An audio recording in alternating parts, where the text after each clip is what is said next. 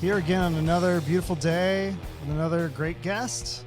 Excited for this one. Of course, all my guests are great, but this guy, he made me laugh so hard. And I'll tell the story in more detail, but it was probably the hardest I've laughed in 2019. So I think that's that's pretty hard to do too, because it takes a lot. I've seen so many comedians, and sometimes you see so much of the same thing over and over.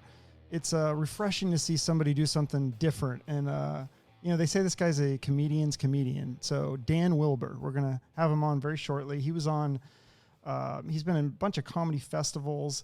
He's been in College Humor. Remember those YouTube videos? He's written for the Onion News Network. He's been on Independent Film Channel, MTV.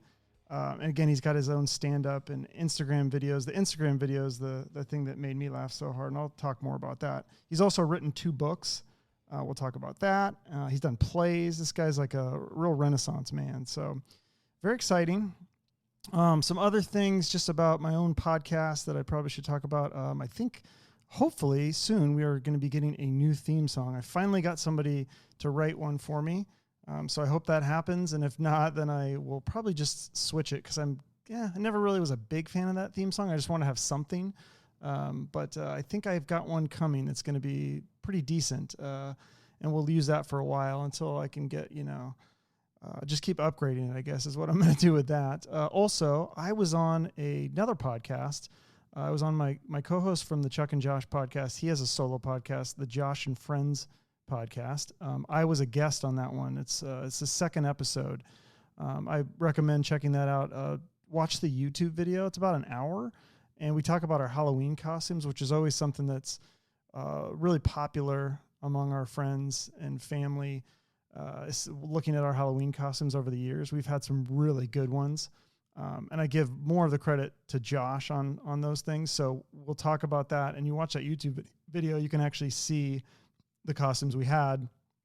And there were some great ones. We had the A-Team, Golden Girls, Weekend at Bernie's. I mean, some of these were when we did them, they were very original. And then even the ones that maybe weren't the most original, we nailed it when we did it. So, and we've got obviously another one coming up this Halloween, and we'll probably keep that tradition going for as long as we can. So yeah, check that out. Check out also, like I said, I've always sold this before, but we have the Chuck and Josh podcast. There's like over 50 episodes of that. I think I'm on episode, 13 of my podcast. So there's always more episodes. I'm looking forward to having more musicians, more comedians. We're going to try to get some more, still trying to get some sports people. It's been a little harder. It's just like high school, it's like the jocks don't want to hang out with me for some reason. So I'm going to work on that, and also try to work on getting some more actors and actresses. Also a female. I think that's one of my other goals for this show. I've only had males, so I don't want to be perceived as sexist, but also women are interesting too. So I do want to get some females on the show, possibly some female comedians or actresses or musicians too. There's some great in all those categories. Okay, we have Dan Wilbur on the phone. As you know, he's a comedian. He's a writer. He's an actor. He's done all sorts of things. So please welcome Dan Wilbur. Dan, how you doing? Hi, I'm doing great. Great. I'm happy to be here virtually. Virtually, yeah. No. I'm happy to be in my own office. Honestly, I'm Yeah. happy to be in New York. Yeah, isn't that I would have didn't been have to go anywhere for this. Yeah, it would have been a long flight to fly to Phoenix. I mean, I would have appreciated it, but that would have been, you did kind of go above and beyond as a guest though, because you said, "Oh, where's your podcast? I'd like to listen to it." And I'm like, "Wow, okay." Cause I don't think anyone's ever asked me that before. So that was pretty cool. Well, if there's one thing you should know about me, it's that I have a ton of spare time. Lot. Okay. Well, so I'm always ready to listen to a podcast. Well, that's good. About comedy? Come on. Yeah, I appreciate that. Well, so speaking of spare time, you grew up in Cleveland. Did you have a lot of spare time in Cleveland? Oh, absolutely. That's Cleveland's the Midwest just has space and time. I don't know what Phoenix is like, but you have space and then you're like, when's it going to end? That's mostly the vibe of Cleveland. Is you're like, I'm in a city, but there's no one here. It's changed a little bit since I left. But Really? I remember like sometimes I would walk down the street and I lived in downtown Cleveland, and I Right. wouldn't see anyone else for blocks. I would see Wow. cars go by, but I was like, wow, I just have like a whole city to myself. And I treated it that way. Huh. It's kind of like I that Will treated it like, Smith movie. no, you gotta live like no one's watching. Yeah. That's Well, what they so say. you They actually don't say that. you started in the suburbs, and so that was probably a lot different than when you moved into the inner city. Then it was kind of more of the city life, right? Yes.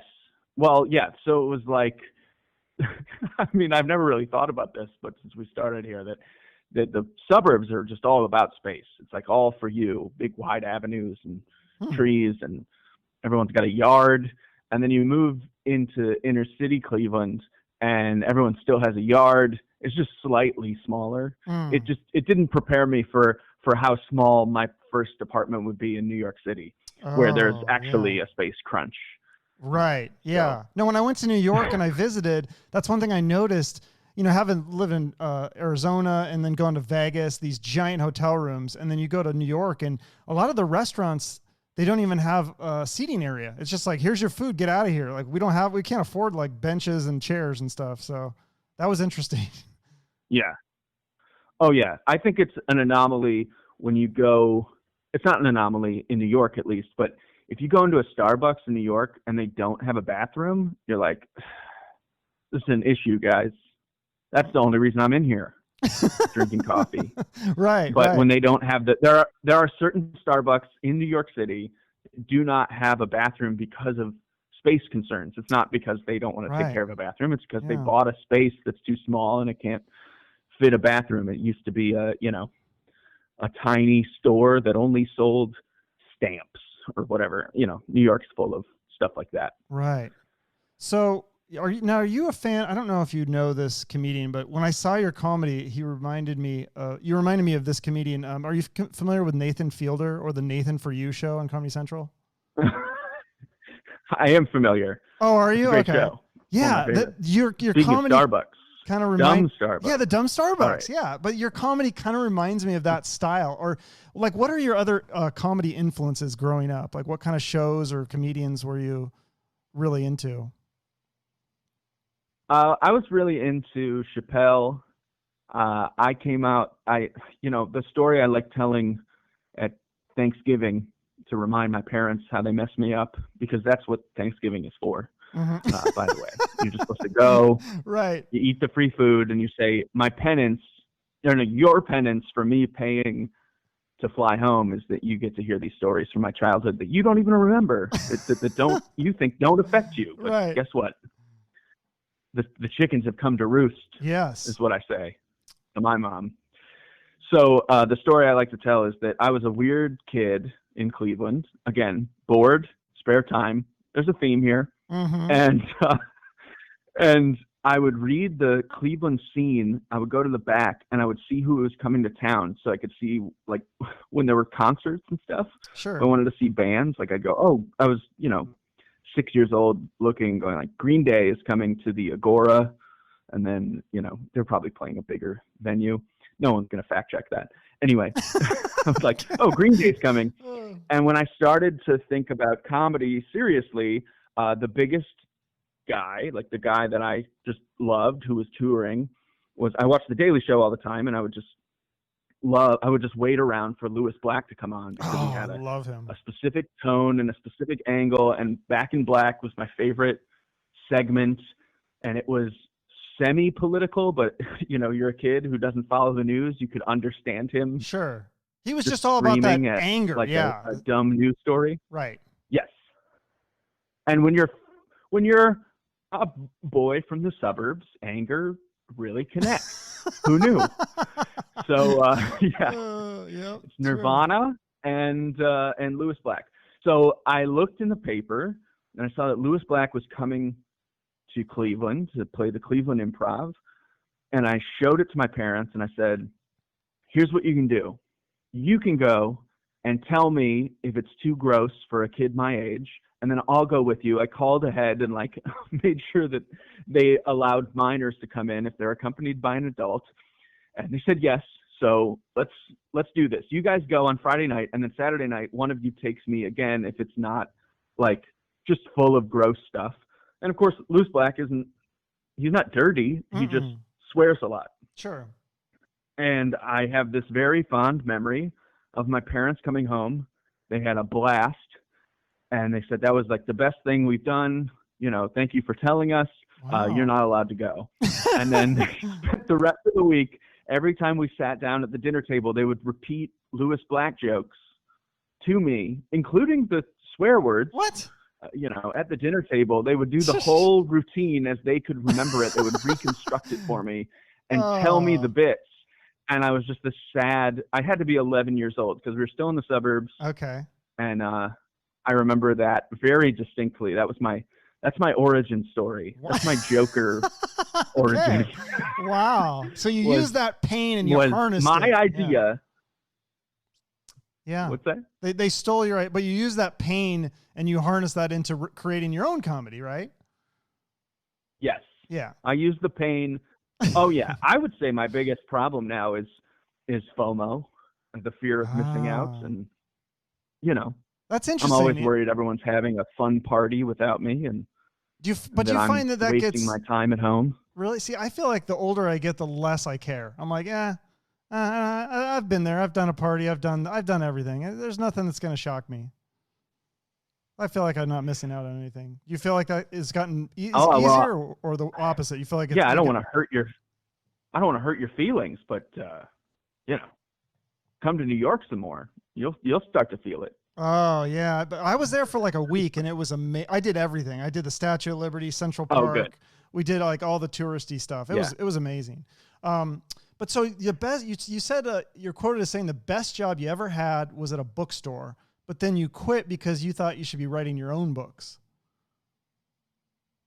Well, no, I was quoted on someone else's podcast. Probably, yeah. I think that's what no one's ever done research on me. So this is very exciting. I know that's true. Other comics have said that on your podcast because I did the research. Oh, look at you.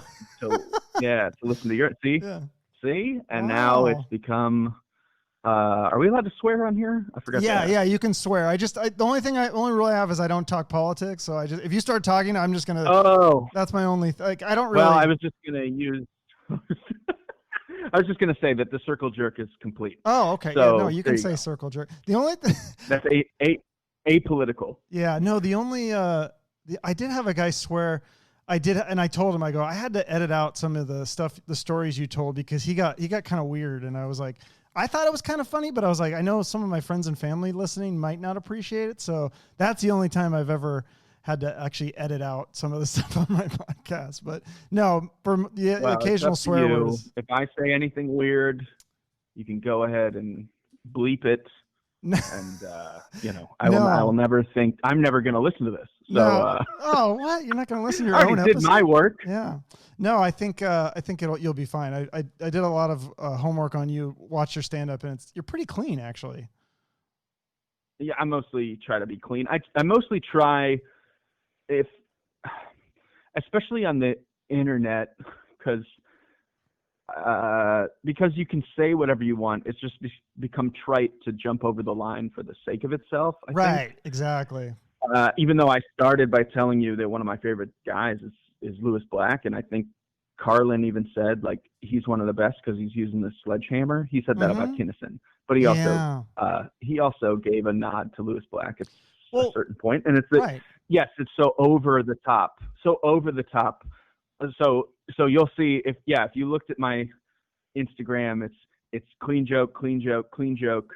There's no reason to swear. There's no reason to swear here. There's no reason to swear here. And then you'll get to one that's just like within the first minute, you've heard every swear word and every disgusting thing that could ever be. Right. Well, Louis Black, I mean, he was more about angry and delivery. He was on the Daily Show, so he couldn't be too dirty. But I think the one dirty joke that you had that I thought was really funny was the farmer's daughter one. That was a great one. Right. And that's on your Instagram. For people who haven't, who don't know who you are, definitely go to his Instagram. You can even pause this and check out his jokes on Instagram. But anyway, so going back to the bookstore, you thought you should write your own books. You wanted to be a writer. So then you got into comedy writing. I don't know what the order of it was, but you wrote for The Onion. which I thought was really cool. I tried to Google like Dan Wilbur, The Onion. I couldn't find any specific. So you not get like a byline with those kind of articles, or how's that work? I wrote for the ONN on IFC. So when they tried to make a TV show, that first season, okay, I wrote, and they greenlit. I think it's sort of a hard process. You write at least 25 ideas a week. Okay. That are salaried, and then it was like 25 ideas a week. We'll tell you if we greenlight anything, so that you know what kind of things we're looking for this TV show. And I got it a couple every week, and then I don't know if they ever used even any of them, because I didn't see the whole show and I only saw bits and parts. But that was, to answer your question, it's a little more of a mess than you'd like to believe. Is that I knew I wanted to do stand-up, and I knew I wanted to come to New York, and I did both of those things. And I came to New York thinking, I'm going to make sure I have a solid 20 minutes so that I can get road work, and that I can get, I can open for somebody if I have a solid 20 minutes. Because I knew I had a solid 10 minutes. I knew I could send a clip by the end of college, because I started in college. I did it for 4 years. By the time I got to New York, I had like, this is a really punchy joke, all in a row, stuff about me. I could do this at a club, or I could do this at a show and not feel embarrassed. And when I got to New York, I met a bunch of people, and I started writing comedy, paid some tiny amount to do jokes about video games for this website called the Minus World, which doesn't exist anymore. And then they all moved to GameSpy, and then they all moved to like Vox or something. I don't know. They kept moving around, all these editors. And I knew an editor who let me write jokes about video games. And then within that year, the Onion just popped up. Like somebody just, gave me the email and said, send your stuff to the Onion. Here's how you do it. And I think the editor of the video games website was the husband of someone who was looking for the writers at the Onion. So it's all luck. Okay. I had a great packet basically, that right? I sent them, but I'm just saying that it was like this weird sort of, the planets aligned, and my work got sent to the top of the stack because this woman had seen my work before. Yeah, and so she liked when you. she got the packet, she said, I know this guy. Okay. I know this guy. Yeah, that's great. And then you got paid and for so it. I had no plans. Yeah. I had no plans to really write when I got out of school. Okay, but you got paid for that even regardless whether they used it, right? It was salary, you said? Yes. Okay, that's cool. Yeah, and then, if you care about those kind of brass tacks. The Onion really is a place where they pay per idea, I think, still. Oh, okay. They have a staff, obviously, and they get paid a normal wage. But if you were a contributor, there's a lot of, like, send us as many ideas as you can, because we never know what's going to get killed or what they've done. It's been so long. Right. They've existed for so long. There's so many that they might just say no to, because we already did it. We did it in 1998. How do you feel now? You goof. Yeah. And then, I remember those like kind of sarcastic e-cards from a few years back. You wrote for that. It's like Some E-Cards is what the company is called. And you wrote for that company as well, right? Yes. I worked there as the e-cards editor for a little over a year, maybe longer. I'm not sure how long I was the sole e-cards editor. I worked under some people. Oh, okay. Did you moved on? So did you come up with some of the? I moved up the ranks. Oh, okay. Did you come up with some of those e-cards? Like, which ones were yours? Oh yeah. Oh really? Look at 2014 to 2015. I forget. I think there was something, some dumb stat you could look at when they gave us our, what do you call it? Like an author profile, because we had to write articles too. And we would sometimes write funny articles. We sometimes write about the news and make it funny. but I also was the person posting all the e-cards. So I can't tell specifically how many hits my writing got, but I always tried to get one in every day, even though my bosses were always like, you're the editor now.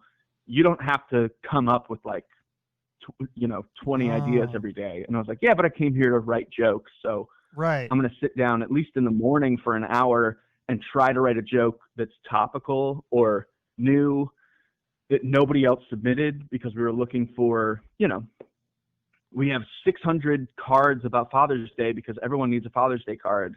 We're never going to run out of ideas on that, as long as we're not repeating the same thing over and over. Yeah. So I would come in the week before Father's Day with the intention of getting like 5 or 6 Father's Day cards. And they'd be like, you don't have to do that. And I was like, yeah, but I want to. Right. So, yeah. That's cool to go above and beyond at a job that you feel passionate about. So do you remember any specific ones of those that were really... I don't think that's how they interpreted it. Oh. They realized that I didn't want to do, I was supposed to be helping them design like an app or sell some ads. Or okay. Make sure I emailed. You just want to be the funny guy. Whatever press release we had for a live thing, whatever it was, or come up with new video ideas. Instead, I would just come in every day and I'd be like, you hired me to write those jokes. I'm really good at those jokes. Let me write those jokes.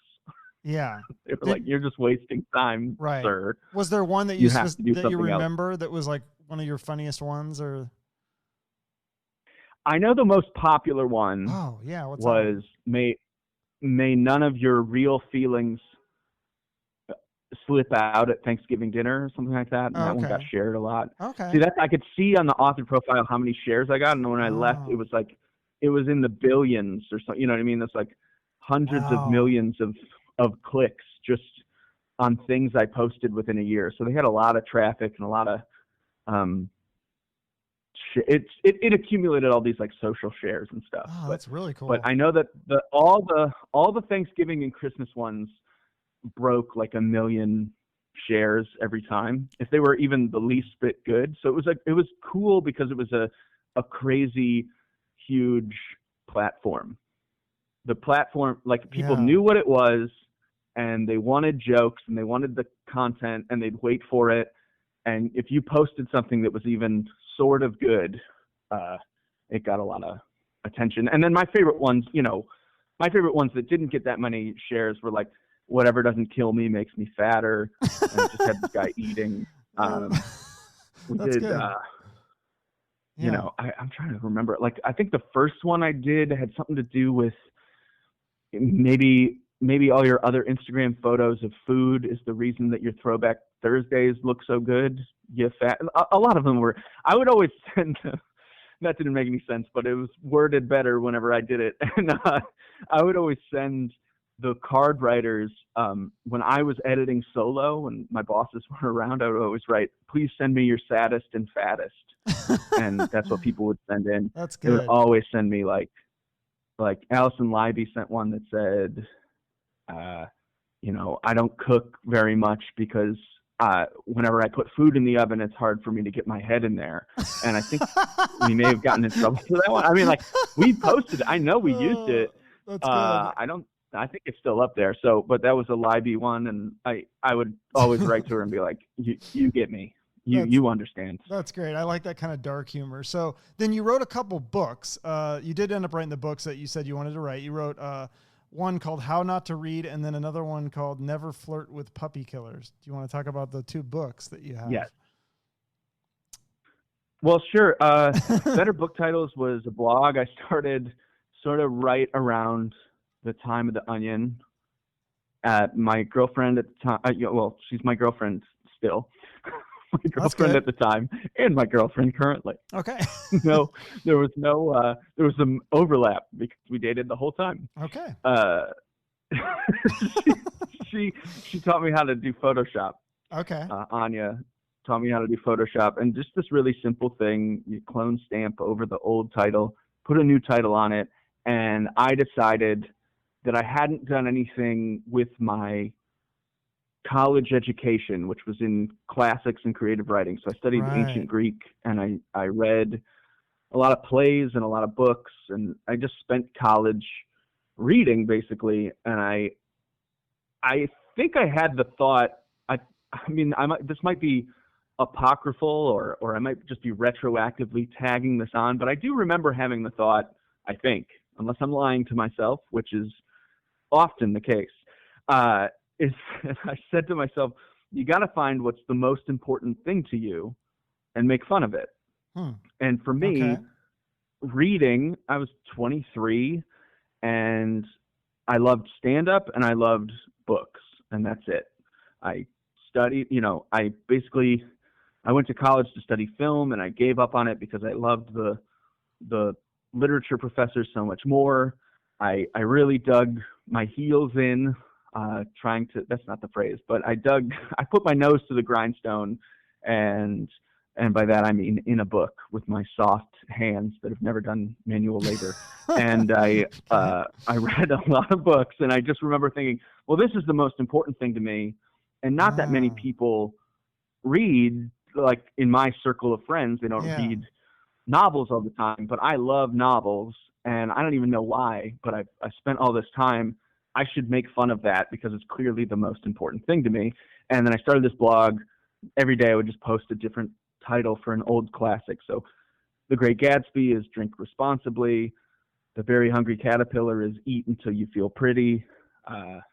The Giving Tree is called Call Your Mom. They're all just right. If you didn't have, and then the joke was like, if you don't have time to read, I'll summarize these for you. So sometimes they were just funny summaries of books. Right. And a bunch of my friends reached out and they said, this is so funny, let me send you some. And they would just send me them, and I would credit them and post them, and then they would share them. And by like 2 months in of doing the blog, it was on just every website, because I didn't realize this at the time. I was just giving people free content. I didn't even put I didn't even put a watermark on my work, because I was like, they'll know it's me. They'll know where to find it. I'll be the top thing if you search better book titles. And BuzzFeed, once it got on BuzzFeed, it was just everywhere. It was like, and it got so much love that then an agent reached out and said, there's probably a book here you want to try. And within that year, we did it. Just compiled it all into a book. Perfect. So besides the writing, well, the first one, the first one I had to write.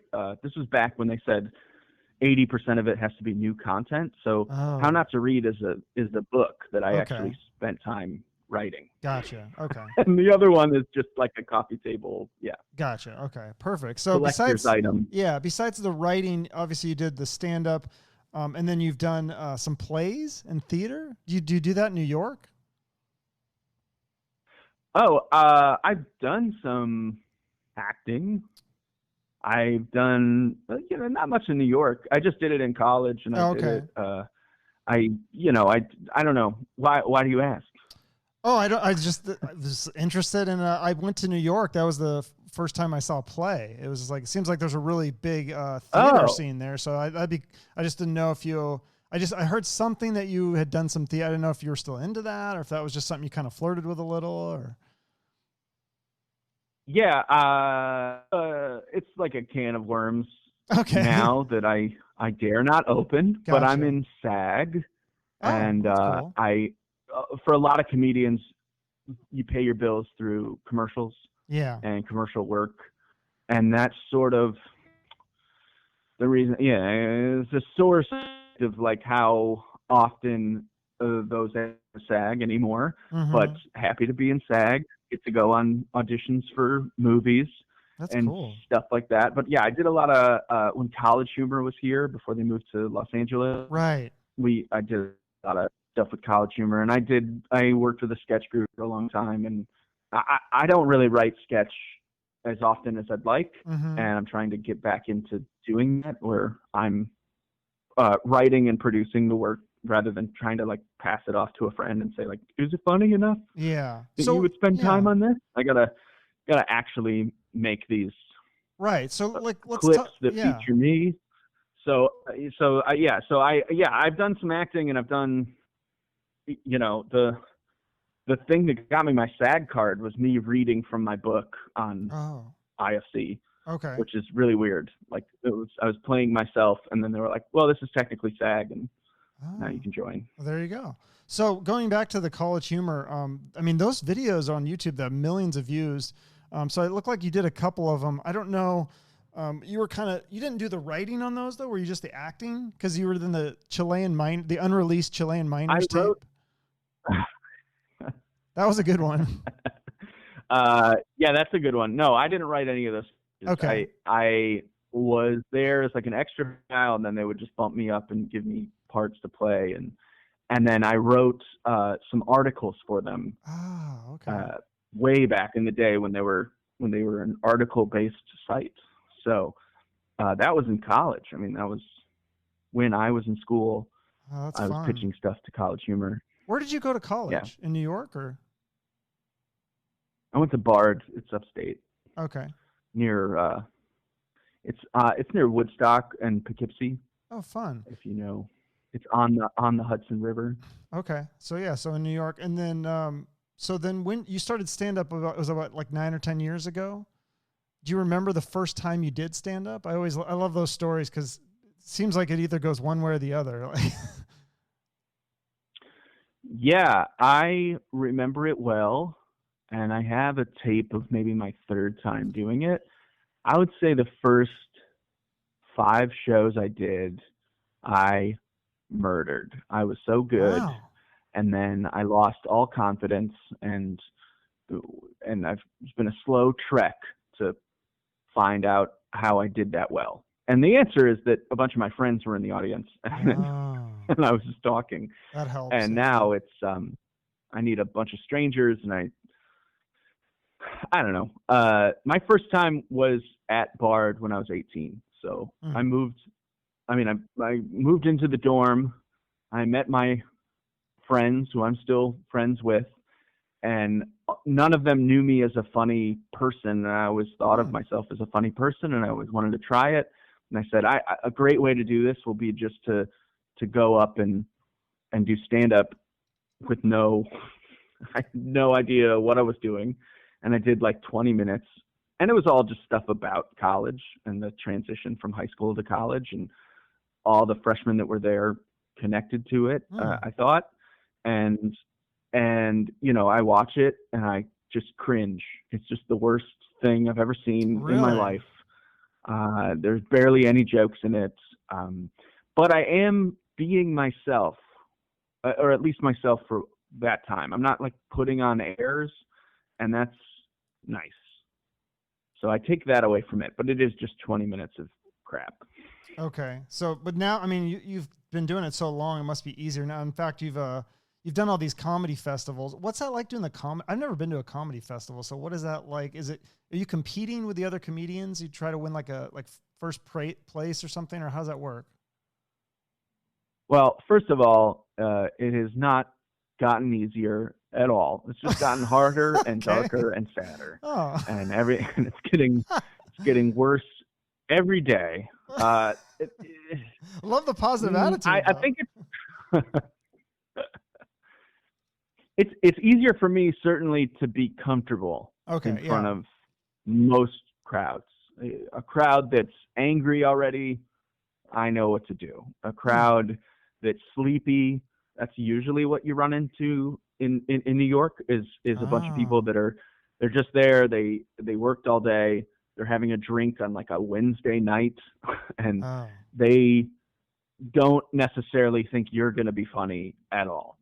This is different than in a club. A club is usually they're on vacation, they're excited, they're drunk, right, and they're ready to hear a joke every 10 seconds if you want. Yeah, you want to just feed them. So do you jokes. You want to just spoon feed them jokes? Do you ever? In like a bar, yeah, it's a little dreary. Do you ever do the alternative comedy scenes? Like, do you ever watch that show Crashing, where they go to the different like alternative comedy scenes? He's doing comedy at like a laundromat and stuff. Is that real? Oh yeah, that's real. I think a lot of that comes from Pete's actual experience, and Pete used to have when I was in school, and a little bit after I got out of school, Pete was still running Gut Bucket at UCB, and Pete had been on TV, and he was like, he didn't have to do it. It was almost like a service to the community that he would gut bucket. They would pick people out of a hat, but they would at least try to put like they would throw some great people on to try stuff, but they would throw people on that they had never heard of, because they were like, what if there's somebody here that wants to do it for the first time? And so you'd see 7 or 8 guys or girls go up, guys, women, men, go up, and they'd, some people would do it for the first time at UCB, and it was always a great show. So yeah, I think Pete has a lot of firsthand knowledge of that. So scene. that show is pretty accurate and for people. New York, yes, it's very accurate. Even like the college NACA episode, which I haven't seen, but I've heard is extremely accurate. I think he knows a lot about that, and I don't think there really is again,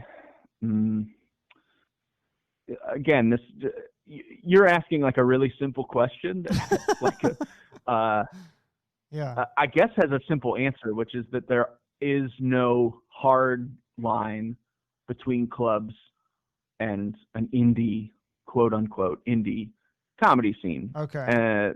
Everybody in New York is a New York comic for the most part. There's people who just do sketch. There's people who just do improv, and the audiences are definitely different. If you go and do a Williamsburg show that's hot, it's a bunch of 22-year-old kids. And if you go into a club that's also hot, it's a bunch of almost 30 to 55, 60 people that are professionals or people who are on vacation. And like when we did our show at UCB East, which is now closed, we would sell out, and 20 of the people would be our regular fan base. I mean, our friends who wanted to hang out with us. Didn't give a shit how the show was going. And then it would be wall to wall Australians and Germans. And we'd have no idea where they came from. It was clearly the club did a good job promoting. Like, oh, you want to go see a comedy show? Here's a cheap one near wherever you're staying. Please come out. You can do it before you go to a Broadway show, because sometimes the shows would start as early as 7. That technically, like UCB East, in terms of is this establishment or not, they're technically the alt scene, or they were once the alt scene. Now they're really alt because it's closed. So the alternative comedy scene is when the venue closes. Right. So it wasn't like, I feel like the image people have in their minds of like alt comedy versus club comedy is somehow like, well, these people all hang out over here and those people all hang over to there. Well, it's really like the same 20 blocks. And we all run into each other, and we all sometimes are at a club, and we're sometimes at a bar, and sometimes the bar is full of Australian tourists, and sometimes the club is full of Australian tourists, and it's the same show. Yeah, it's a big mix, is what you're saying. Yeah. Yeah. So do you run into, what other comedians do you run into in New York? I mean, there's a lot of famous comedians there. Do you come across a lot of famous ones? Have you opened for famous people over there? Or? All right. I opened this year for Patton Oswalt, which was a dream. That's very cool. We did it at the Beacon Theater, which is like 3,000 seats or something. And, you know, the most I've performed for is like I've opened for people at a club called Hilarities in Cleveland. This is a perfect club, dinner theater club.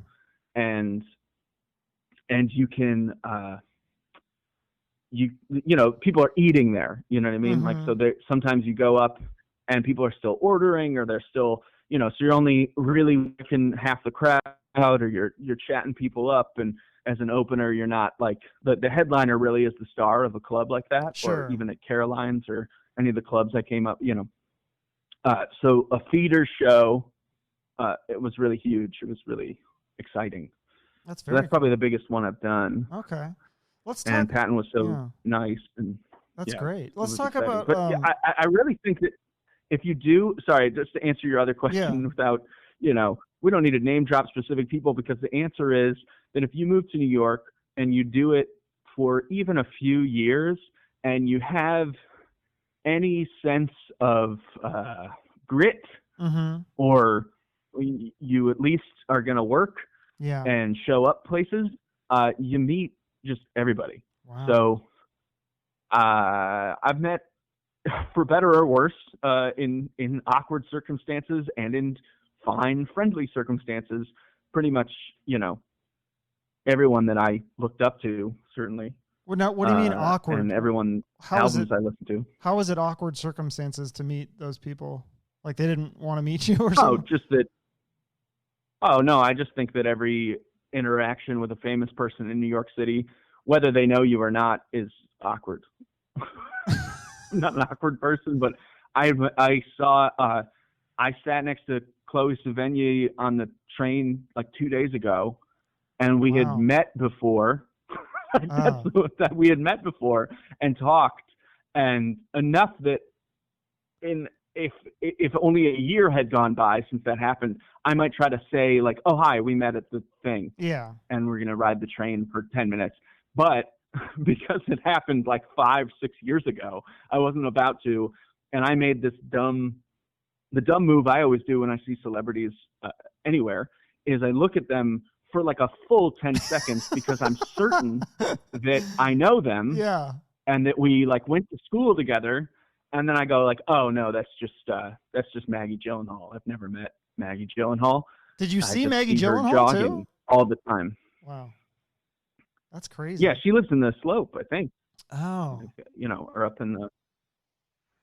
But it was just every time I've seen her multiple times, made full eye contact with her and smiled because I sincerely thought that I knew her, that she was somebody I went to school with, and then as she passes, I go, God, I did it again. So that happened.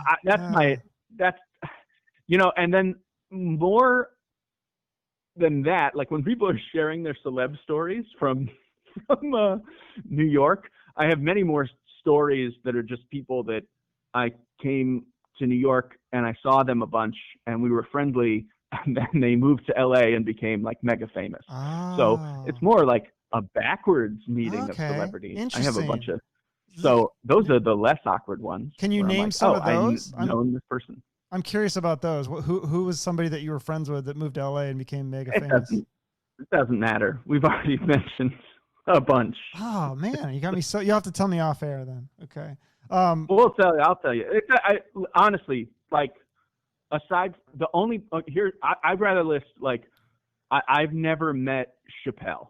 Yeah. I've never even seen Chappelle live, which is a travesty because he's around a lot. Right. And I should do it. But aside from that, yeah, it's everybody. Wow. So do you ever see? And I'm not friends with, there's no reason to like. I'm just saying like sometimes it's weird, sometimes it's funny, sometimes.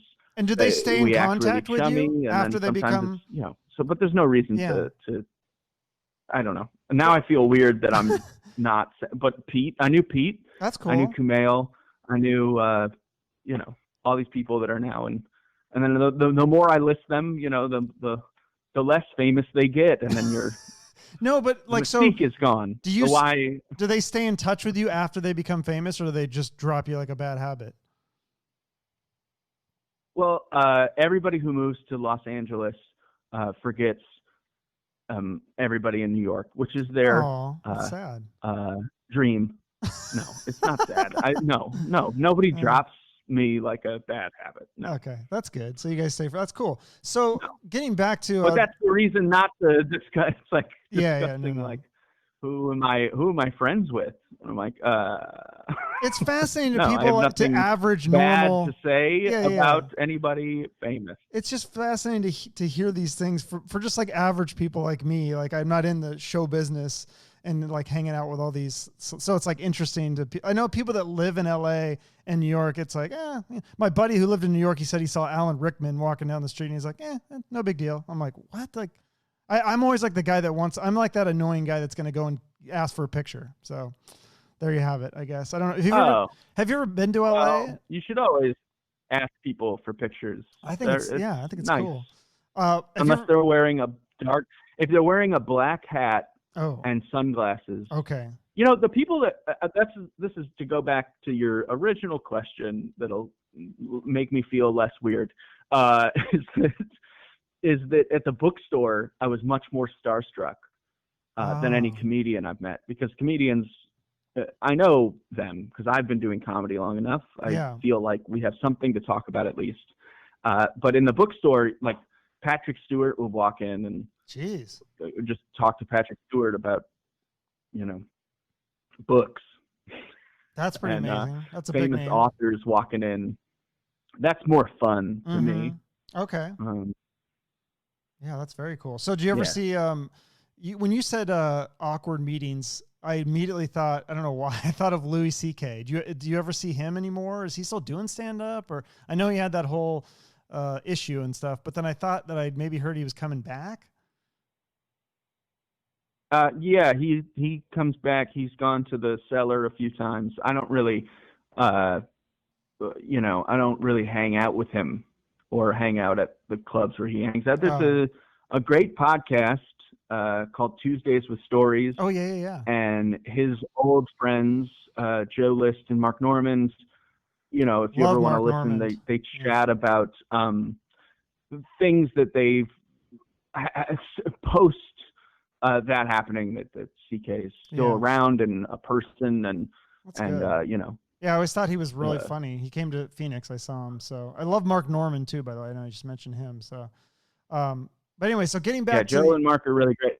Just get back. Yeah, it's like it's not gossipy or anything. No. They're talking about it on a podcast. They're just, if you wanted to know more about that, they're better. That's good to know. Sources. Okay, gotcha. But getting back to the sketch comedy that you did, tell us about some of these other things, because you did a Late Night Republic, Funny or Die, which is a big one, an MTV, and then I was trying to find this day, I couldn't find the Distractify. You said one of your sketches on that ended up on the Today Show. Which one was that? I couldn't find it. Yeah, it was it's called the Santa Lie Detector Test. I wonder if it's still up. Oh, you know, the problem with working for the internet is that sometimes they take your stuff down. Really? But it was, I'll try to find it for you if you want, and I'll email it to you. And which one was which one was on Funny or Die? That's a pretty big website. Funny or Die. I was working across the street at some e-cards, and they asked me if I wanted to be in a sketch, and it was a sketch about, I think it was when College Humor, it was like innumerable sketches. I just got called like once or twice a week to go do stuff. Funny or Die was just one sketch. It was what's that movie called?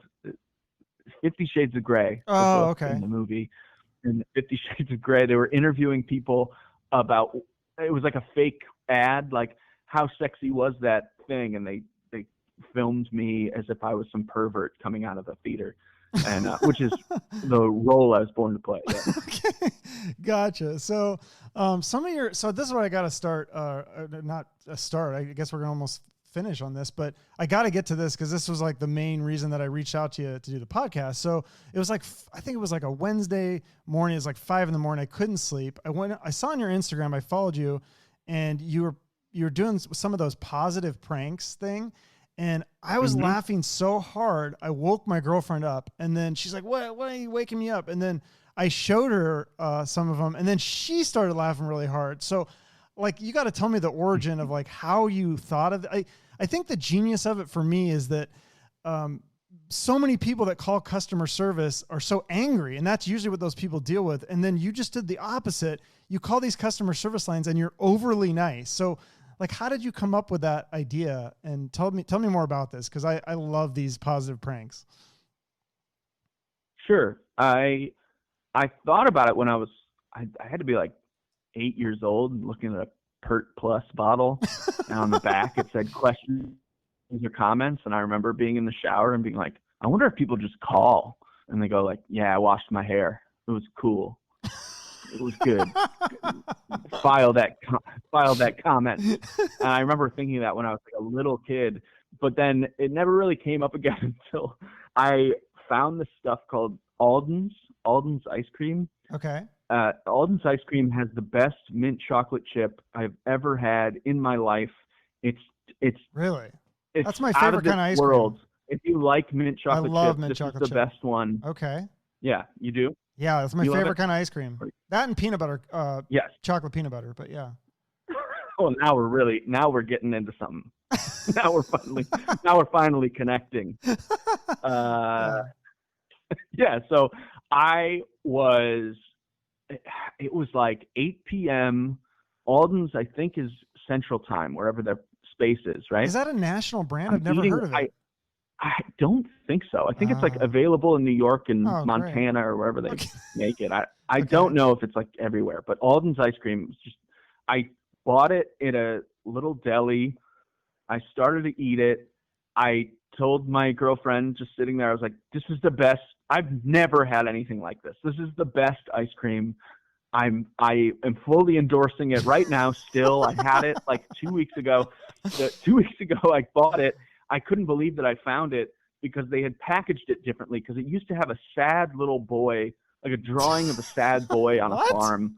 It was just the dumbest looking ice cream. They changed the whole box. It's like bright green now. It's still so good.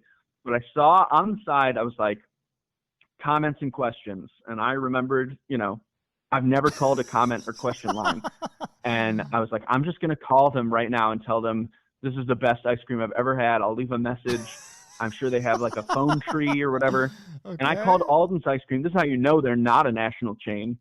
I called them and some woman just picked up like, hello? Like, didn't say like, hey, this is Alden's Ice Cream comment line. Like, I just called the switchboard at this office where there's literally 5 people working. Yeah. And I called her and I was like, hi, I'm just calling. Is this Alden's? And she's like, yeah. And I was like, I just love this ice cream. And she could not stop laughing. Like, we were both like wheeze laughing into the phone. We're like, Wow. And she said, like, do you need to know if there's a place closer to you where they have it? And I was like, no, it's next door. Just keep sending it there. This is great. And she was like, this has never happened. And I was like, great. I'm glad it finally happened. And then it took like 2 years after that to figure out, I should just record these. Yeah. So you didn't record that one. Tell them. That one is not online then. Oh no. That was just, okay. I'm telling, that was just something that happened in my real life that I wanted to do. So for people who haven't heard, they should pause this podcast. Now it's more like as you said earlier, it's more like a Nathan Fielder. Like, what if there was someone who felt so good about living in corporate America, or that's not the word, in the consumerist culture in which we live. Right. They were just so enamored with every product that they ran into. But I really do pick things that I bought and felt like, that was good, or I did enjoy that. Yeah, I'm not going to call someplace. It seems legit. Product that I hated. You seem genuine. And then so the Wendy's one, I think, was one of the first ones I watched. That was really funny. And then I watched and again, pause this podcast and listen to these other, because I'm going to spoil them right now. But the JetBlue one I was laughing so hard. But I think my favorite line from the JetBlue one is when they offer you a discount and you say, no, I'd rather pay full price. I think you guys deserve it. That was like, did you think of that before, or you just think of that on the spot? No, I'm just talking to him. There's one recently that I'm really proud of it. I said, I want to pay full price because they're not, I don't want them to go under. Don't give me a coupon. Make me pay. I'll sign up for that credit card. Nobody ever turns a discount down. I mean, I've never heard. Yeah. You got to turn the discount down. Oh, it was so great. I just, the most recent one, because someone asked me like, oh, did you plan that beforehand? Yeah. Because I called Starbucks and told them, I knew going in that I was going to say, hey, I spent the day at Starbucks. And I was going to say, like, I drank way too much coffee. And then I wrote my manifesto. That's what I was going to say. That sounds kind of scary. I was like, I don't know. That's going to freak them out or something. Because I was like, hey, what's up? I just had some coffee at Starbucks. And then I started writing my novel. And she was like, that's great. And I was like, yeah. And then in the moment, it was just like, I can send it to you if you want. And thinking that she would just be like, oh, no, that's okay. Or send, here's my personal email. Like whatever she was going to say, it was just in the moment. And then I just started making up a story. And yes. I'm laughing at it because it is like a genuine moment between me and this woman who's the operator there, the customer service rep, who seems to be getting into the story. And I was really proud. And then as soon as we got off the phone, I wrote the pitch and sent it to Starbucks, and they got back to me. So please go look at that. I saw that. I love it. You can listen to the whole clip, and then it's about a ghost that works at Starbucks. And one of the titles, this was my favorite, was you're gonna call it the Boo-rista. The Boo-rista instead of the barista, the Boo-rista, because it's about a ghost who falls in love. And then they wrote back to you and they said, we love it because it's about love and happy. And so that was kind of neat. Yeah. So, and then you have the other thing that kind of goes back to like what your book was about with the book titles. You have this thing where you take a movie line, like a famous movie line, and then you add it to a different movie. So like the one that made me laugh really hard was I feel the need for speed, but that's like a line from Top Gun. But you put it on a picture of the movie Requiem for a Dream, which is about a woman who gets addicted to speed. So that was good. And then the other one, there was one of we're going to need a bigger boat, which is a line from Jaws, but you put it on the picture of Titanic. And then the other one that it's actually, I looked it up and it's, you're going to need a bigger boat. And I really feel that I have to flagellate myself to film the cinephile. Yeah. And then the other one that I liked was there's a bunch of them. They're all really good. These are the ones that stood out it's the picture of that girl levitating in the bed in The Exorcist.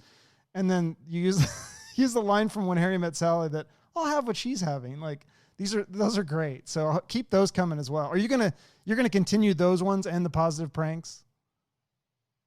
Oh yeah. I'll keep doing those as much as people have started to send them in. My friends have started to text me. My friend Jake Curry and I came up with that while we were at some eCards and made it a Tumblr, I think. Oh, okay. And then since I think some eCards at some point took it down, and so I don't think they care anyway. And so we had I was just looking for more stuff to sort of populate my Instagram with, because I didn't have a lot of stuff up. I was just trying to post as many videos as possible. And so I was like, I know I made some kind of memes while I was at my desk job. I'll go back and find a couple of those. And I just posted 3 or 4, and my friends got back to me and they're like, these are great. They're really good. So you should send more. Yeah. And so I just started writing them. No, those are great. Once you come up with if you're trying to make a good meme, it's really that first week when you come up with it that you can come up with hundreds. And no, your Instagram is great title, now. You've got you've got that, and you've got the Cleveland Browns joke. I love the NBA Jams joke. I love the Farmer's Daughter that I mentioned earlier. I had a question about this though. So are you still doing, you mentioned that you do percussion. What you play the drums, or what percussion instrument do you play? I mentioned it on my resume. Oh, yeah. I think. Yeah. So I was curious about it. I was like, that's a deep dive, man. Yeah. I didn't see any. I'm only laughing because I put it on there because when you're an actor, you have to tell them everything from I can drive stick to I have I saw that, yeah. passport that's valid. I saw that. I have because they need to know if you can leave the country on a dime. They need to know if you can drive a manual car, and they need to know if you can do stuff like swim or play guitar. Which now I'm pretty. I'm still maybe a novice, but I could fake my way through any guitar song. Okay. I'm pretty decent. I know all the chords. That's good. And I can play a couple tunes. But drums, I played drums for a decade. So wow. I can still drum. You're not in any bands now, though, or you kind of retired that, or? Yeah, as soon as I moved to New York, I'm not gonna have a. Gotcha. I guess I could get an electric drum set, but I'd have to get a studio. They would not like it. No, it's because of the space thing again. So, do you have anything other upcoming things in the works, like stand-up books or TV projects? So I know you have a podcast, but I don't know if that's still going. Yeah, the podcast. I had a podcast about movies still up with Bob Schneider, my friend, who's a screenwriter, and I just talked to an old man about his favorite movies, but we put it on hiatus at least for now. Yeah. And but it's still up if you want to look through it. The $1 million movies. $1 million movies. Yeah. Okay. Cool. And so, anything else in the works that we can look forward to seeing? I'm just gonna be doing stand-up for the foreseeable future. All right. And other people's podcasts, and then I'm gonna, I'm supposed to be pitching books and pitching scripts and all that other stuff. Okay. Cool. So that is adjacent to stand-up, but they make you do it so that, and by they make you do it, I mean I'm gonna starve if I don't sell Gotcha. something soon. So speaking of other people's podcasts, I know I did listen to your recent episode about it was on another podcast called Spiraling Up. And so you guys got into like some really deep stuff about like depression, and I don't want to go too deep into that because there's that whole episode that talks all about that. But I mean, it sounds like you've kind of dealt with that a little bit in your life, and since you were a teenager, really. So, I mean, how is that? Have you like kind of maybe used the pain from that depression in your comedy, or has the comedy helped your depression, or how does that go back and forth there? I'd say everything I've ever tried to do has just been a patch on a tire of depression.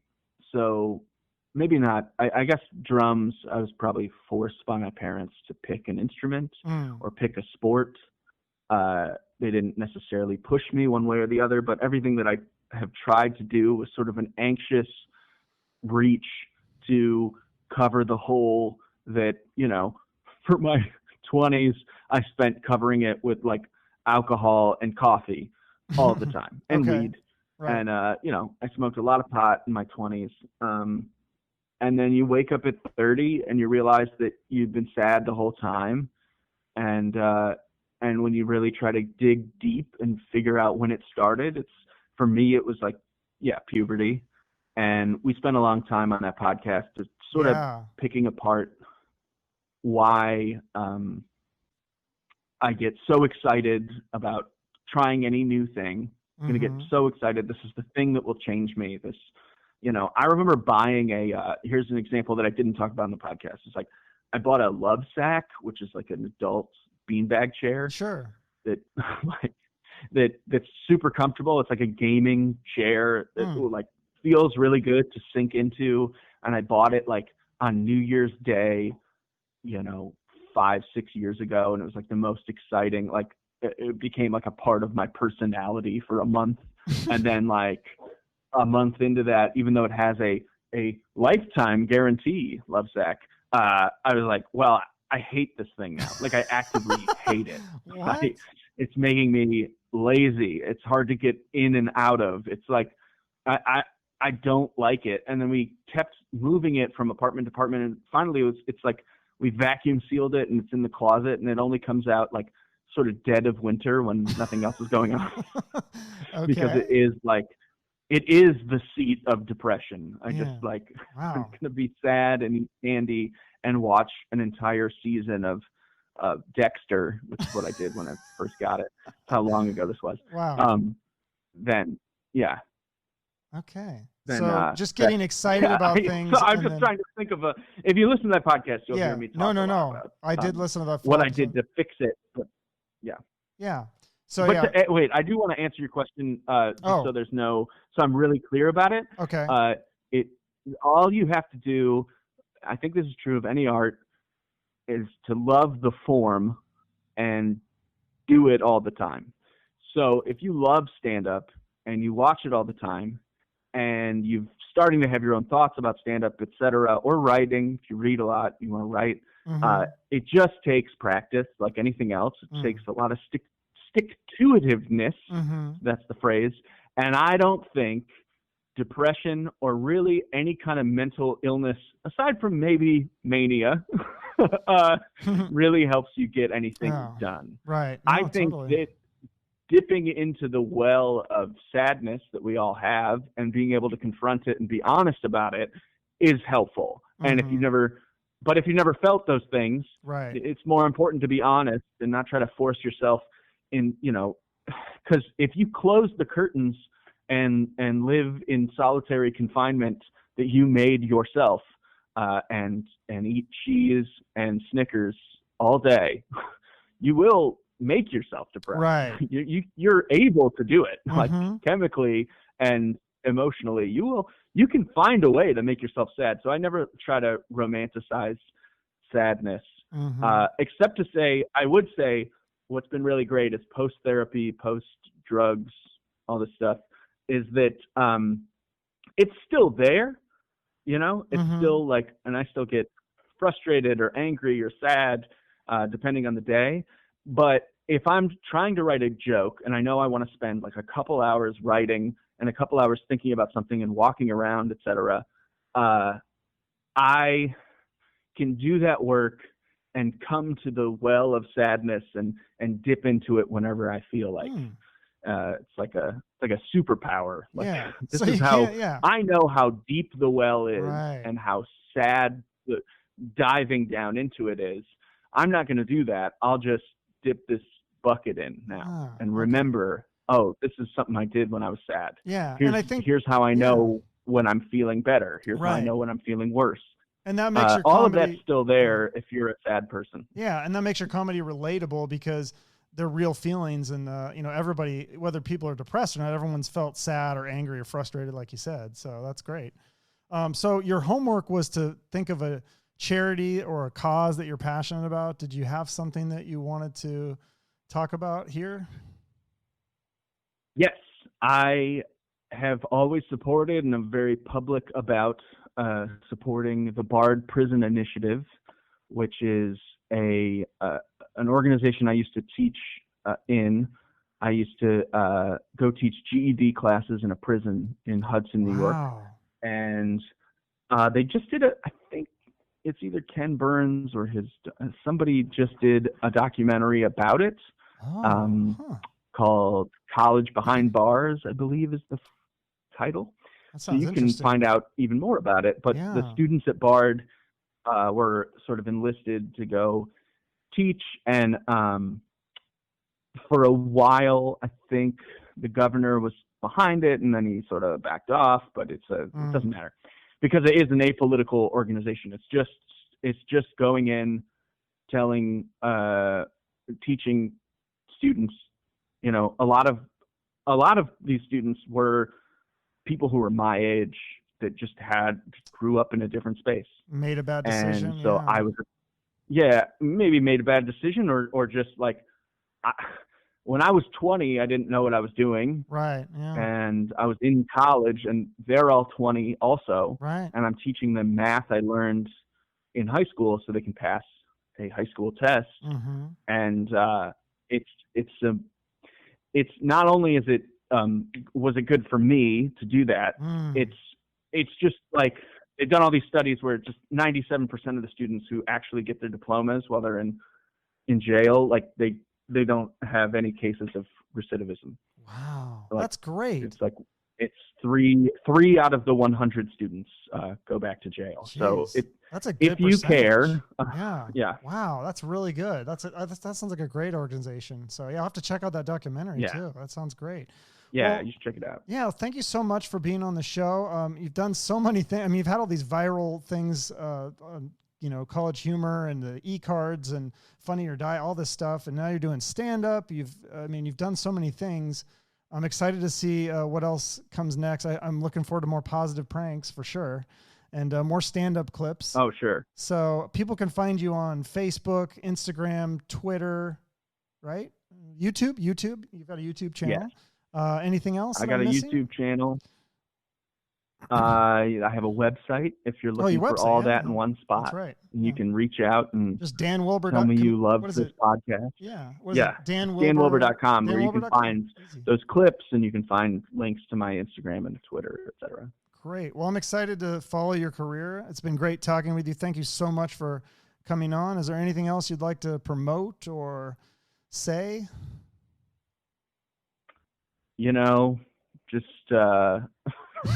be yourselves. Be yourselves out there, folks. Okay. That's good advice. I like that. Thanks. This was a lot of fun. Yeah, it was a lot. It was really interesting. Yeah, I think you're a really funny guy. I think people should definitely check out your Instagram. I don't know, maybe I'm a weirdo, but I laugh really hard at those positive pranks, and I like your stand-up too, so I'm excited for more. Okay. Cool. All right. Thanks, Dan, so much. Okay, so that was Dan Wilbur, comedian, writer, actor extraordinaire. So check out his Instagram and social media stuff, his website. He's a funny guy. See him if you're in the New York area, or if he might have tour dates. And also check out my other episodes of my podcast. I have the 12 episodes of the Chuck Shoot podcast. I also have the Chuck and Josh podcast. And again, I was also a guest on the Josh and Friends podcast. So check all those out. Until next time, I will see you later.